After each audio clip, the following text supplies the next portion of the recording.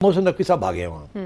मेरा ख्याल है वो इसीलिए भागे हैं कि हमारी भी अहमियत है, हमारा भी इस्टेब्लिश हो कि हम भी पहुंचे हुए हैं, हम भी समझा रहे हैं, ये कर रहे हैं, वो कर रहे हैं। पाकिस्तान ने अपने आप को एक बड़ा मीडिएटर चीडिएटर पता नहीं क्या क्या बताया था। जब पोल खुल चुकी है और वो साइडलाइन हो चुका है तो भागते हुए शहबाज शरीफ और आसिम मुनीर दोनों भागते हुए जाते हैं स्विट्जरलैंड। के लोगों को उनके घरों में वापस भेजने में नाकाम रही है। बार बार जो है इल्जाम यही लगाए जा रहे हैं कि जी भारत सब कुछ करवा रहा है और इसके पीछे भारत है। तो अगर भाई इसके पीछे भारत है तो अपडेट बहुत ज़रूरी है क्योंकि सिचुएशन बड़ी फ्लूइड है और आपको पता है मैं पहले दिन से यही कह रहा हूँ कि कोई सेटलमेंट नहीं होगी, ये फ्लूइड सिचुएशन चलेगी, अप एंड डाउन चलेगी।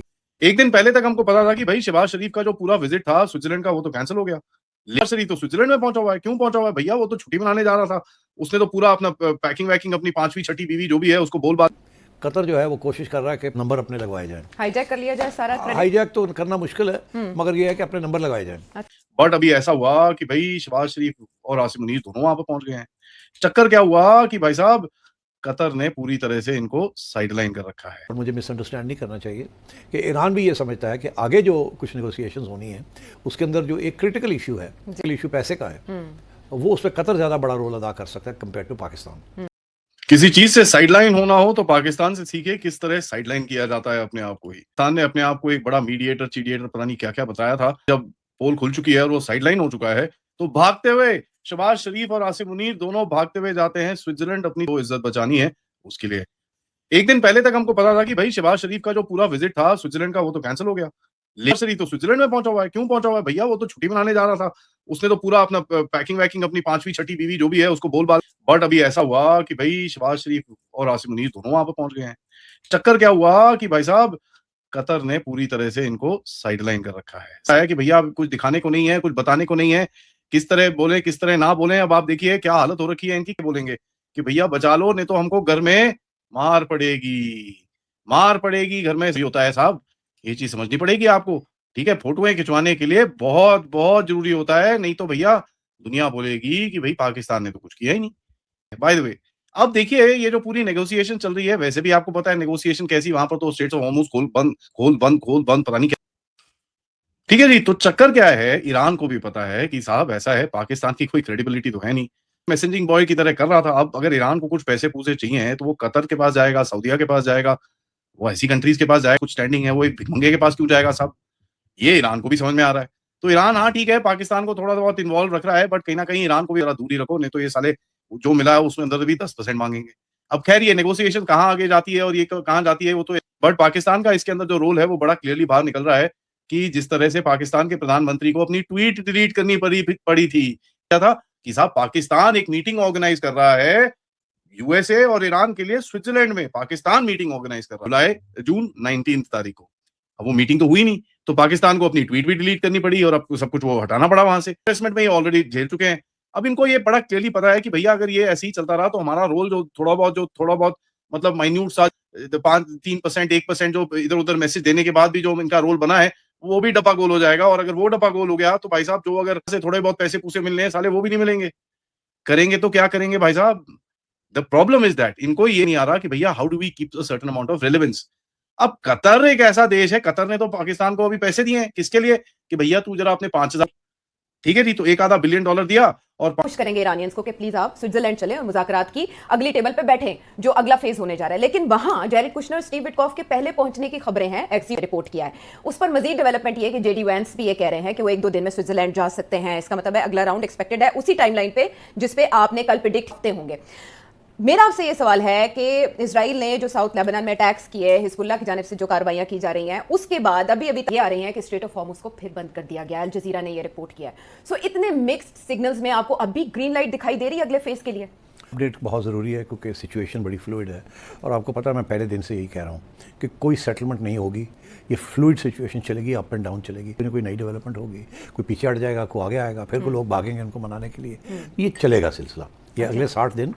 उसकी वजह यह है कि सारा मसला है वो है इसराइल, और इसराइल जो है उसकी पूरी कोशिश है कि इसको डिरेल किया जाए। तो अब वो कैसे करेगा, क्या होगा क्या नहीं होगा, that is what is going to impinge these negotiations in the next 60 days.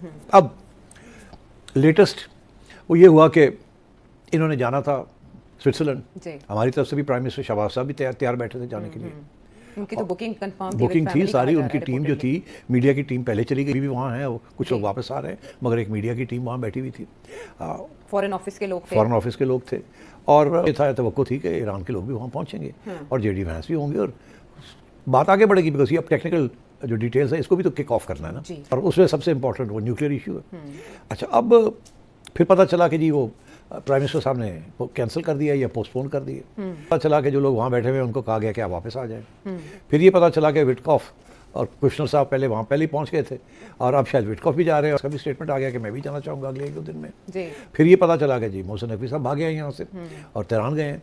जो बात नहीं की जा रही, जो छुप गई है इसके दौरान, वो ये है कि मोहसिन नकवी साहब के जाने से पहले थानी साहब, अस्सानी, ये कतरी प्राइम मिनिस्टर कतरी हैं, प्राइम मोहम्मद बिन मिनिस्टर अब्दुर्रहमान अस्सानी। चक्कर लगा रहे हैं वहाँ, जी। और वो बहुत बड़ी नेगोशिएशंस कर रहे हैं। अच्छा। उन्होंने ऑलरेडी इस गेम के अंदर आखिर में अपना जो इम्पैक्ट है वो दिखाना शुरू कर दिया है। हैं कि आप थानी साहब जो हैं वो उन्होंने ईरान को कन्विंस कर लिया है कि वो जाएँ जिनीवा और उसके बाद स्विट्ज़रलैंड के अंदर। अच्छा। और ये भी खबर है कि वो अगर ये खुद जा रहे हैं, कतर जो है वो कोशिश कर रहा है कि नंबर अपने लगवाए जाएं। हाईजैक कर लिया जाए सारा क्रेडिट। हाईजैक तो करना मुश्किल है, मगर ये है कि अपने नंबर लगाए जाएं। अच्छा। एक थ्रू है ये जो ईरान ने पहले अनाउंस कर दिया कि क्योंकि हिजबुल्लाह ने और इसराइल के दरमियान वहाँ IDF की जंग छिड़ गई है, और वहाँ बंदे मार सदन बैरूत के अंदर काफ़ी बड़ी अटैक की है। जी। तो उसके बाद ईरान ने कहा भाई ठीक है, जब तक यहाँ सीज़ फायर नहीं होगी हम, तो उसके बाद फिर वो सीज़ फायर करवानी थी जो आज हो गई है।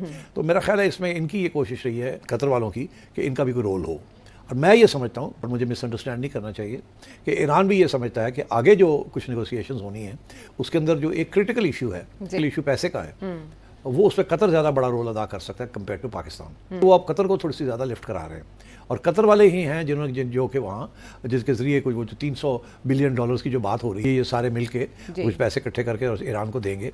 और ये भी कि ईरान के भी कोई 6-8 बिलियन डॉलर जो है $6 बिलियन वो मोहसिन नकवी साहब भागे हैं वहाँ।